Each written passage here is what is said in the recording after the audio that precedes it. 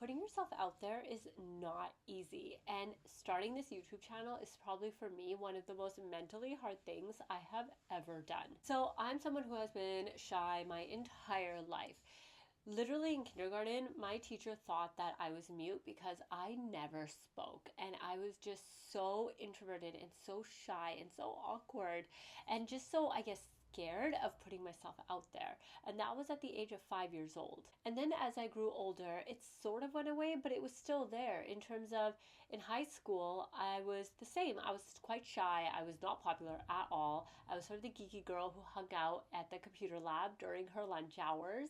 I had a handful of friends, and that was how I lived my life. And I think a lot of it stems from the fear of judgment and fear of rejection, which I've talked about in a few of my other videos.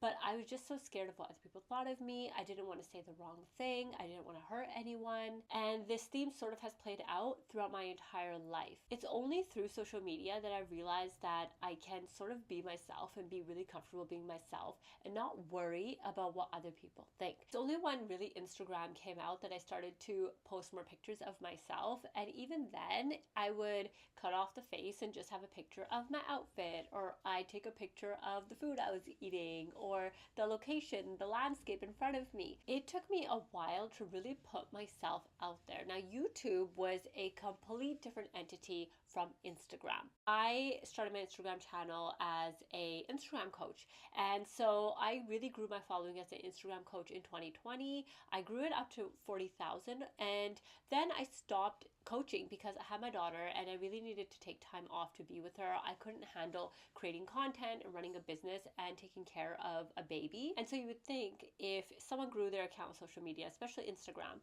and as a coach, that they showed their face. And that wasn't the case with me, because when I was really posting about coaching, there was no reels at the time. And reels only came in, I believe, August 2020. And I was posting before then. And so before the reels, I was posting text heavy carousels. So a lot of educational information on how to grow your Instagram account. And that's literally how I grew my Instagram account. I think I would post a picture of myself like once a month or once every other month. And so when reels showed up, it was kind of scary. It just felt like you had to show your face. And because it was new with Instagram's algorithm, they want you to use it. So if you use it, you're going to get exponential growth.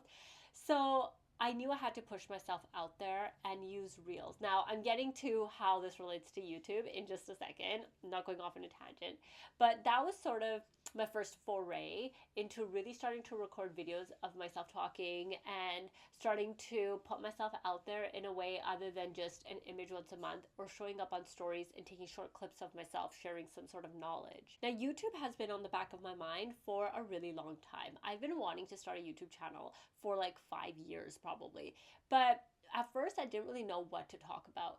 I was really confused in terms of what knowledge can I share. And I know a lot of people are thinking, well, Neha, you shared your Instagram and social media knowledge. You could have shared that on YouTube. Yeah, I could have. But at the time, I wasn't thinking that. I thought, okay, if I start sharing the same knowledge that I share on Instagram, on YouTube, what's the point? I want to be able to share different knowledge. Also, at the time, I was so busy because I was working full time and I was doing content creation on the side for the Instagram coaching that I didn't really have time to start a YouTube channel. So I kept this playing in the back of my mind. And I actually even went as far as to start recording videos to see what it would look like if I did start a YouTube channel and just see if I could edit the videos and make them sound and look really good. And I remember writing out an entire script and starting to read off the script and trying to memorize it and just faltering and doing so badly, in my eyes anyways, in terms of recording content for a YouTube video. So what made me finally decide to go for it? Well, a few years ago, I was sitting around, I had been doing a lot of the inner work, and I thought, you know what, I really want to share my journey and I really want to just talk to people about it. I've been speaking to, of course, my close family and my close friends about what I've been going through, and we would just talk about it in conversation. But I thought, you know what, if this is helping these people around me, why don't I just take it onto YouTube, and I can almost just use YouTube as like a video diary or a video journal. And I will share information that has helped me in hopes that it could help someone else. So as I was doing this inner work, one of the biggest things really with it is to step out of your comfort zone, right? We're so stuck in our habits. We think in the same way. We get up, we do the same things every day. We go to work, we come home, we eat, we go watch TV, we go to sleep.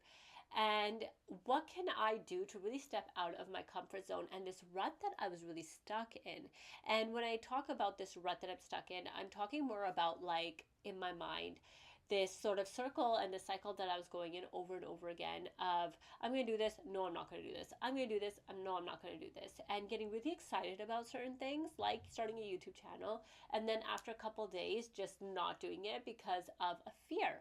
So what I realized is that there was like a fear of failure there, which always comes down to, are you afraid of failure, or are you afraid of what people will think of you if you fail? If no one is watching you, would you even be afraid of going for your dreams and doing the things that you want to do? And I was also afraid of fear of judgment. Now, if you put fear of judgment, fear of failure together, they basically are the same thing in that you're afraid of what people are going to say if you don't do well.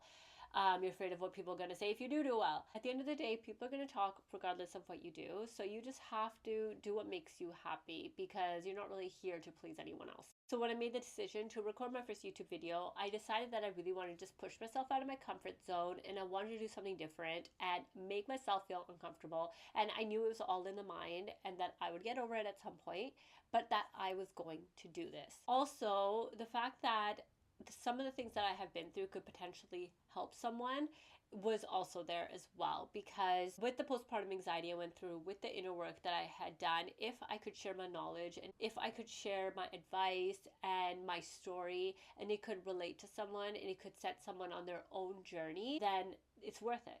It's totally worth it. Now, as a 38-year-old, it's always a little bit daunting to do this sort of thing, because when you go on YouTube, you see a lot of young people, they're so wise. I'm thinking like some of these 24-year-olds I see on there, the knowledge that they speak, I'm literally like, oh my God, at 24 years old, I was partying. Like I was flying off to Vegas with my friends partying. And and these girls, these guys are totally just speaking such wise words. And it was so daunting because I'm like, I'm 38 years old and I don't even know if I'm as wise as them. But do I have something to say? Yeah, I have something to say. And the other thing is that I always have to remind myself that I'm not alone. There are other 38 years old who are just like me, or people who are older, or people who are younger that are just like me. And everyone is going through their own journey and their own path in their life. And I can't compare my journey to someone else's. So it really, really came down to mindset for me. And really hitting that publish button for the first time took me a while to do. Those videos that I had recorded, the first few videos that I had recorded, were sitting in the draft section of YouTube for a little while until I was mentally and emotionally ready to just say, you know what, I'm going to feel uncomfortable and I'm just going to hit publish. And you know what happened when I hit publish? Absolutely nothing. A few people watched it, and I think I was so afraid, and I had worked myself up so much in my mind that people were going to say something nasty, or that people were going to write mean comments, or that even like people that I know from my past were going to see it and judge me and make fun of me, that I had to hold myself back from publishing the videos. Now, when I first started, I had no idea what to talk about. I was going to other people's YouTube channels. I was looking at what they were talking about. I was trying to get inspired, but I didn't really want to copy anyone. And I was just thinking, what was I going through at that moment? And what had really helped me to go forward in my life, and things, little tools that I could share with people. So for example, one of my first videos is about writing a future letter to yourself. Now, this is something that I do regularly, and I've been doing it for like about 3 or 4 years now. And so when I made the video, I thought, you know what, let me just share this because it's a simple exercise. It's easy for me to explain, and it shouldn't take too long. The first video I recorded, it took me over an hour to record, and the video is only like 14 minutes long or something like that. Like, it's so short. And it just shows you how much we wind ourselves up in our mind and how we overthink things to the point where we just scare ourselves out of doing things. Also, if you go back to a lot of my previous videos, I say like a lot. And that word comes out a lot when I'm nervous or when I'm not really sure what to say. And what I realized is that it's just something that I do, which is sort of like a nervous tick in a way, where I just say this to like take up time. See, I just said it again, but it's something that can be overcome. And if you look at more of my recent videos, and I hope this one as well, I'm not saying that word a lot. And it's because I have overcome that nervousness recording videos. I also feel much more comfortable talking to the camera like this. Really getting over that mindset and starting the YouTube channel and hitting the publish button, those first things take up so much of your energy and take up so much of your time because you're so scared. You're living in this fear of really stepping out of your comfort zone. But you know what they say, if you want to change your life and if you want to make big moves, you have to live in the uncomfortable, right? You have to move out of your comfort zone. And so I didn't know if YouTube was going to change my life, but I knew that I wanted to go on it. I've been wanting to make YouTube videos for a little while now. And so I thought, you know what? I'm not going to know unless I try. So has YouTube helped me? So with a lot of the information that I've given already, yes, I would say it massively helps. Number one, I'm starting to not take myself too seriously. And this is something that I've done my entire life is I've just taken myself too seriously. And this is something that I was raised to do. I remember if I would be laughing, I would be told not to laugh so much. It wasn't ladylike. If I would be laying on the couch, I'd be told to sit up because it wasn't ladylike. So I was raised in, I wouldn't say a super conservative household because my parents weren't like hardcore, but it was conservative in many ways. And it was very much based on what other people thought of you. That, of course, carried on my life because I grew up with that. I grew up knowing that. I thought that was what was life, right? So into adulthood until recently, until my mid 30s, I didn't realize that I was doing this.